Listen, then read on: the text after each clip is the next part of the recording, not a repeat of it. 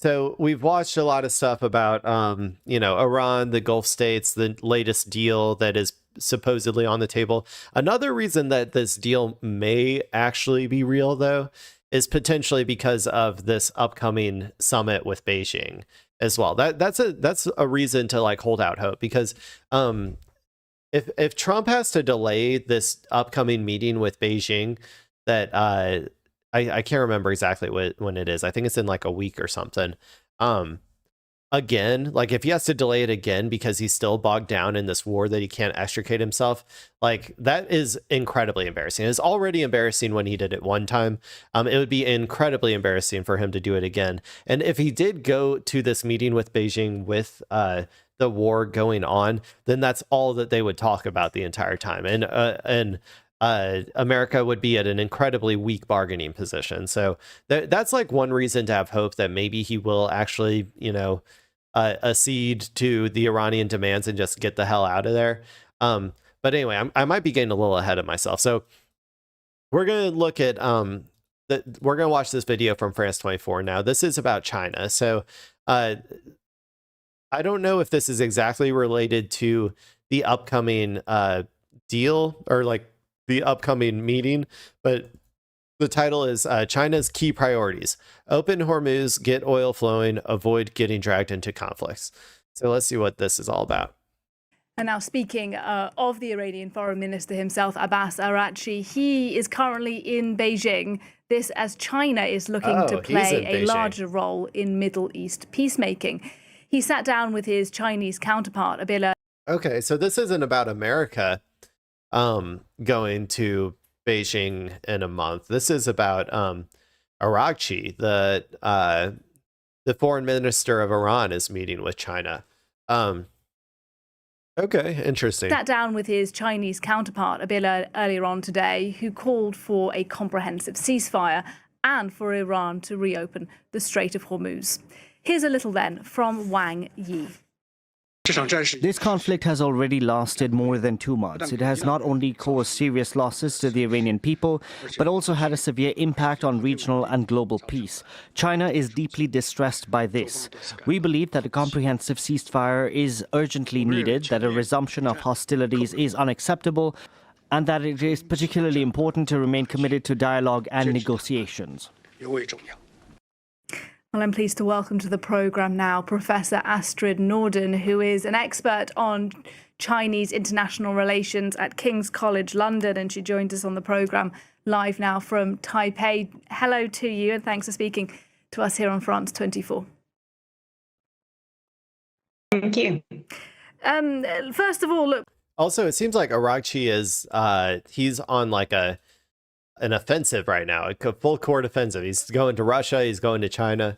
I think this is all kind of part of a what's it called? Like a publicity campaign for Iran to show that to the world that Iran isn't isolated, just like from a geopolitical perspective.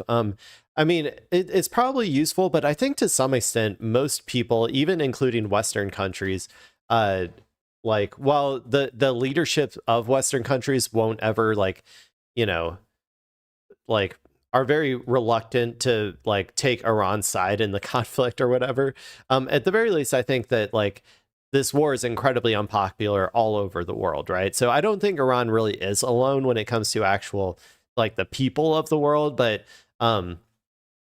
this is just a way to show that even some governments or whatever are not, are not abandoning Iran. And why would they? Why would they at this point? Iran has proven themselves more capable than anybody could have ever imagined in a conflict with the United States. So I think most people would be clamoring to maybe make some new deals with Iran now that they see how formidable and capable they are, especially their drones. Those are they're doing a number on all the Gulf states. Behind closed doors in that meeting, what do you think Chinese officials have been saying to the Iranians about ending this conflict and specifically about the closure of the Strait of Hormuz? I think a key priority for the Chinese leadership and Wang Yi is to open up that strait. China really cares about energy flows in the region from Iran, but also from neighboring states who are pulled into this conflict. However, it cares deeply also about resisting US violent interference. And in that, I think it seeks to signal support for the Iranian leadership against what is seen as a really risky US bellicose action in the area. And just briefly on the oil itself, Beijing, of course, a key customer for Iranian oil, but for oil from the Gulf, excuse me. How affected has it been over the past month or two by the effective closure of the strait? China has decent backups for energy, but it does care a lot about the energy supplies from the region, not only because of the direct imports to China, but also because of the effect that this energy crisis, the pushed up prices are having on the supply chains, particularly those in. True. So China takes about 10% of their oil, I think, from Iran. So yeah, obviously, and still Iran is still, shipping to some extent, and they are still, or not shipping necessarily, but they are still trading oil, probably through land routes. Maybe they're doing some shadow fleet stuff. I don't know. But China is like largely fine. Even if that entire 10% is completely gone, they can use alternate energy sources and to fill that gap or whatever. 10% is still a lot, but they also have a huge stockpile as well that they can choose to release. I don't know if they already are or not. I haven't really heard that.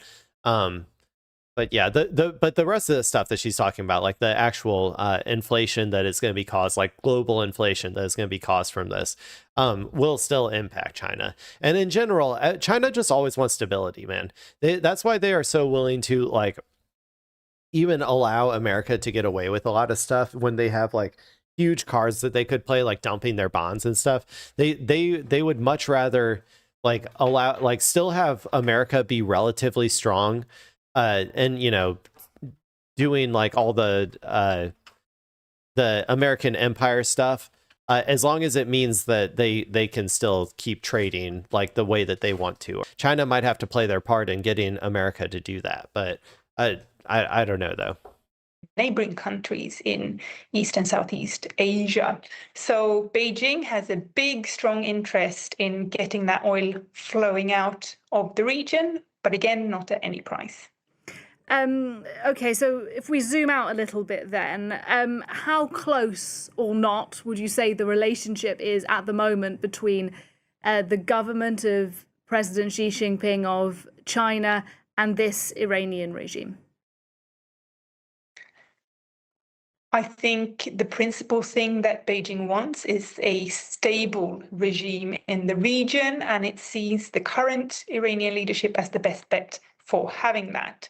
I think part of Araghchi's aim in China is to signal good intent, be clear about Iranian resolve, and also for Iran to clearly understand Beijing's priorities so that it can take those into account in appropriate ways. So I think this is a bit of a make better friends after some rocky patches in the relationship in the past, because at this point, Iran, I think, really wants China on its side. And what about relations then with Washington and the timing of this meeting with the Iranians? Because we understand, although the Chinese haven't officially confirmed it, that next week President Xi will be heading to Washington. Yes, I think, of course, the optics towards Trump and America in general is important to Xi Jinping and to Wang Yi in this equation. And I think part of what China wants to signal is that they will push back against the idea that Washington can use sanctions and force and then ask China to clean up the consequences of that. From a Chinese point of view, the reason there are these constraints on energy flows is US aggression, to which Iran is then responding. And just a final question for you. Beyond the Iran conflict itself, in your analysis, does China now want to play a more muscular, a more serious role in Middle East diplomacy? Please, China, please do it. Please do it. I just want someone other than America to take charge just for a little bit, please. I'm so tired. I'm so tired of covering all of America's atrocities across the world with their imperialist, pedo billionaire funded wars. Like I'm so tired of it. Please, just someone else take China take the wheel, please. Perhaps in places like Gaza as well. I suspect a key priority for the Chinese leadership is to not get dragged in to conflicts elsewhere in ways that it doesn't have to be. And it certainly does not want to become a US-style hegemon that is forced to invest so much abroad that it comes at the cost of China's own domestic. China, I mean, she's right. She's right. I mean, I was joking. Like, I don't think China is ever going to be an American-style hegemon. Like, like an imperialist hegemon, like America is.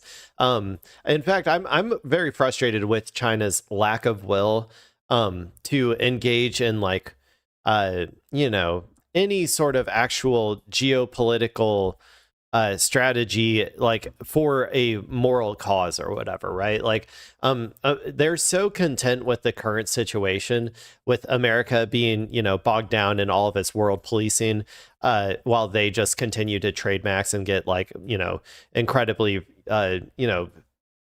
crazy tier 1 cities all across the country, and a booming system of government, while America slowly dies. Like, it's so beneficial to them that they don't even want to test the waters of standing up for the Palestinians or something, which is very sad. I would prefer that they had a little bit more moral courage, considering how much power they actually do have over America. I kind of think I think of China as they're just kind of cowardly. Like they're not willing to actually put any of their their desires at risk for something, even if it's for a good cause. And that's what I find kind of frustrating with China, even though obviously they're not as imperial, or they're not as aggressive as America, which is a good thing overall. I still wish that they would occasionally use their geopolitical might to protect vulnerable populations and stuff from America's pedo billionaires. I really wish they would do that.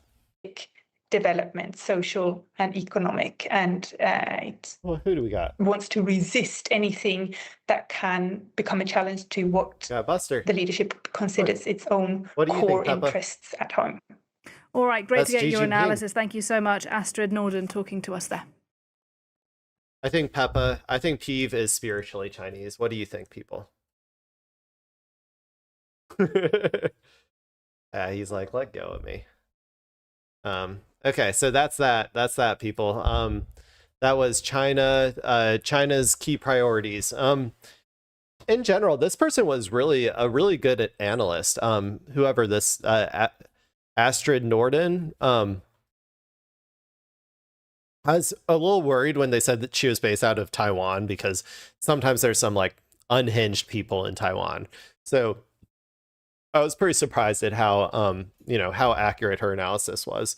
It's kind of rare, I feel like, for me to get somebody who I'm like, yeah, I agree with everything they're saying. That's pretty good. So go her.